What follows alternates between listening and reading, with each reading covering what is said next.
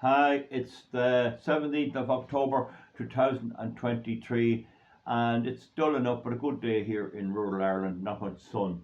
And this is about electric hybrid car fires, and we want to get at a few facts. Now, the flashpoint of fuels, I would put it this way: if you put it into a good strong tin box and put a fire underneath it, at what stage will it combust?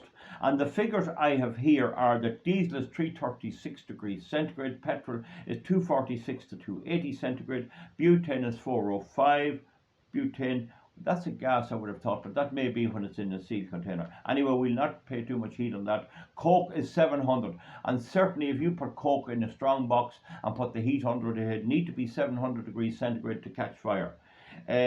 Ethylene, which is alcohol, is 360. Acetone is, that's the stuff for nail varnish remover, is 305, and gunpowder is 288. But lithium is 178. Lithium is 178. One of the lowest flash points there are. They call that auto ignition. Okay, auto ignition, the temperature for which it will go at. Now, the next thing is that a different thing altogether is what is the burning temperature?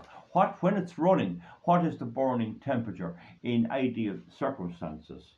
And now, one thing I'm very familiar with is blowtorches, because I do engineering and soldering and welding and all that. Now, the highest fuel of all is acetylene, and it will give 2,400 degrees centigrade when burnt in air. It's a very bright flame, sooty flame, and it's quite high in temperature, so 2400 on its own. But it'll produce 3100 centigrade if you add oxygen, and that's the hottest flame you will get. And that is so hot that if you are working on the side of a ship, for example, and you want to melt a hole into the ship, you can blow the hole in with the acetylene bottles, because it's not able to take away the heat fast enough. If you try using a blower up on the side of a ship, you'll never get the temperature up because the heat dissipates along the steel. You get my idea there. Same with oxypropane will go a little bit to doing it, but it'll do it too. But you can't be using a blow lamp on the side of a ship. You will not get it heated. So it depends on the volume. If you want to melt a ship, you'd need massive volume. You'd need a big nozzle. Okay. Now, so now we go to a blowtorch, 1300 degrees. All this is centigrade, Celsius. Bunsen burners 13. Propane in air is 1980, and in oxygen is 2820, and that is 100% correct, because I know I use these things, all of those, right? So you see there with propane 1980 in air. And diesel is it says here, no, sorry, I gave diesel already. Now, the temperature at which diesel will burn is not actually known as such in air, but it will burn quite high. Now, it burns, they say, I've just checked because I've never tested, 900 to 1200, and that's in keeping with other fossil fuels, roughly about 1200. Like petrol is 1226, 1226. So there you are. The general rate of all of these burning is about 1200 degrees. Now, lithium ion is made by electrolysis, in one of the ways, by reacting lithium chloride with potassium chloride, and potassium chloride is used in fireworks. It's an explosive, potassium chloride. Now, so according to the internet and sources, lithium ion will burn at 538 degrees centigrade, which is quite low, but it can go up to 2000 degrees centigrade. Now, we'll try and put a little bit of common sense on this. We might do some experiments on it. But the melting point of steel is about 1400 degrees, lead is 327, copper is 865 to 955, silver is 961, and gold is 1064. And I can tell you, with all of the first three, copper, lead, and steel, that is right. That is correct. So you need to get up above 1000 degrees to start welding steel or melting steel, and the only way you'll actually weld steel to steel with gas bottles is oxyacetylene. You will not do it with oxypropane. It won't work. Now folks, what is the temperature of burning lithium? Well, remember, there's two ways of burning. There's burning in ordinary air, and there's burning in the presence of oxygen. They're two completely different things. To just look at it there, if we look at, for example, propane, it burns in air, which is 20% of the air, 1980, but it burns 2820, almost 1,000 degrees higher, with oxygen, and that is correct. Okay, look at acetylene, 2,4 for no air, for air, and 3,1 for oxygen accompanying it.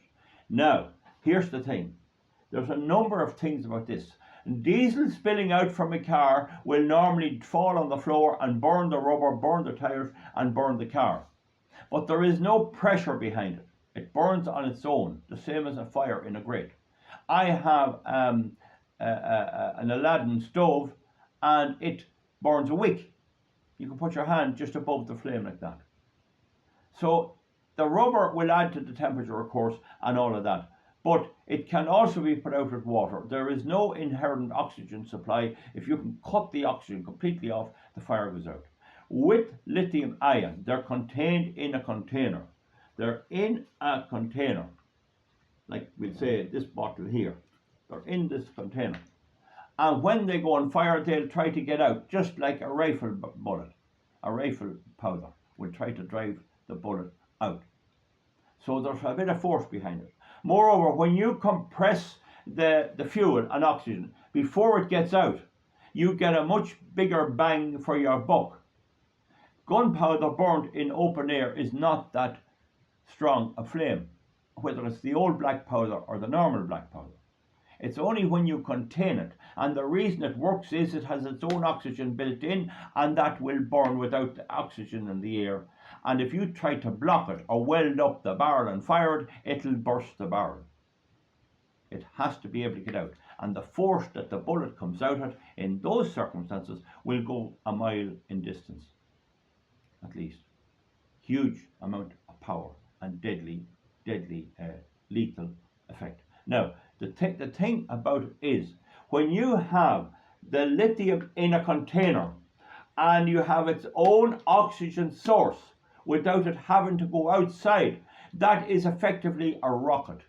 That's effectively a rocket. That's what a rocket does. It has a fuel and an oxygen source, and it can lift a rocket straight up in the air. That's the key.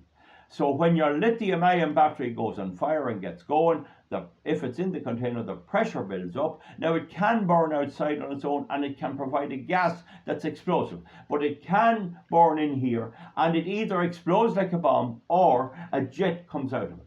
And when a jet comes out of it, that jet will go a long distance, and it'll carry a long distance. You need not be spraying water on it. You might as well be spraying water on a rising Apollo or NASA or European Space Agency rocket. It has its own fuel. You get the point. So it's in a container. It has its own oxygen supply. It can compress it. That creates high pressure. The higher the pressure, the more the molecules inside get together, just like a powder in a gun. They get together. They can't get out. They rise in temperature and pressure very fast until they drive the path of least resistance out. And that least resistance, whether it be a full electric car or a hybrid, is whatever hole breaks in the battery. And once that happens, you get this spew coming out. And that is powerful. It has power behind it. And according to what I see, it can be 2,000 degrees centigrade. Do you get me point? Now, the melting point of steel is 400 degrees centigrade. Now, the other point is volume. If you took an ordinary blowtorch to the side of a ship with steel that thick in the hull, it will not hardly, you nearly never get it at any temperature. If you use a good blowtorch in air, you get a wee bit of heat that you just might not touch it, but you won't solve it. If you get oxypropane, you will create local heat, just local, but it'll carry it away a good bit, but you might manage to melt it locally. If you try oxyacetylene, it will go through the hull when you concentrate, because the heat can't get away quick enough. Now, it's all about volume. If you have enough of volume, if you had a nozzle, instead of having a wee nozzle the size of a pin, or a very small nail, if you have a nozzle that size, with, we'll say, butane, a blow lamp that size, where the sheer volume of heat is enough to overcome the carrying away and resistance of the steel, that the heat can get into the steel faster than it can be carried away by the air and the steel. And then you will reach a high temperature to melt the steel, provided the flame itself is above the melting point of steel, and provided that the flame is above the melting point of steel, and provided there's enough volume. So you need not be getting a little blow lamp on the side of a ship and trying to heat it. It won't work. You will get a very local flame if it's hot enough, with oxyacetylene about the best. You might burn a hole through it. If you spent long enough, you might cut a piece out.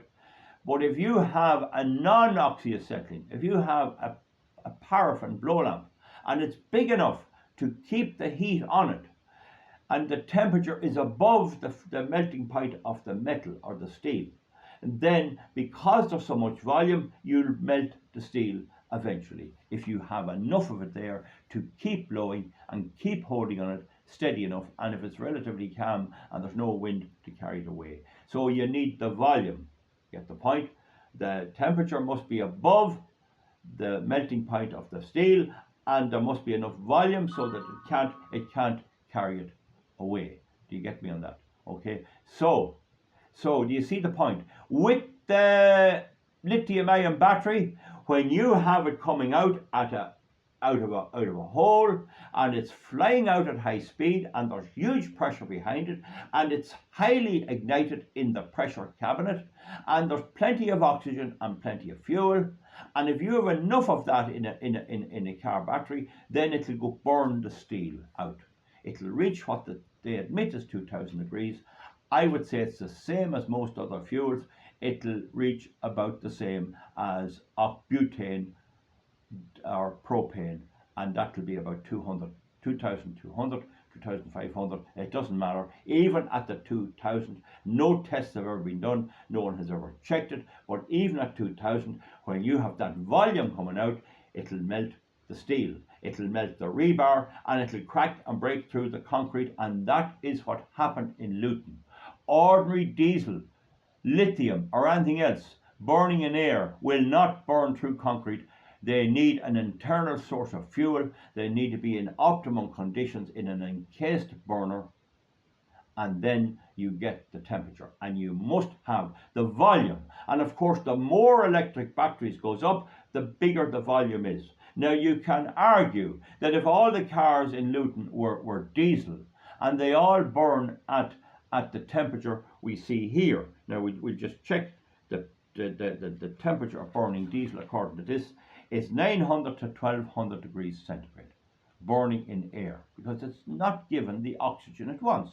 It's starved of air. Or petrol at 1200. Well, that's quite hot, but it'd take a good while for it to melt the steel. And don't forget, rebar steel is above that temperature, so it's unlikely it would reach enough to do that. I'll not go into the melting or the breakup point of concrete. Obviously, the water in the concrete, and that will react in a certain way. So there is no comparison. The diesel and petrol that's burning is not in a casing. It's not in a casing. If it gets hot, it'll force the fuel out through a hole, and that will burn. But there's no petrol blow lamps. There are no diesel blow lamps. All blow lamps you buy in the shops are gas. They don't burn in the same way. Petrol tank will explode. So when you think of all that, and that you can get twice the temperature of lithium ion in a casing, and a lot more volume than you can get with diesel burning on the ground, then it is not unreasonable to say that you have a big temperature problem. And this is what I say. On a ship, there is the second problem. that the fumes of diesel and petrol are not as toxic. The fumes of rubber are pretty toxic. I can tell you, burning rubber is a dirty old thing, certainly, and you have that in both cars. But the fumes of lithium ion are highly toxic. They can kill and damage the health. So this is the problem on the ship. Where are they going to run to?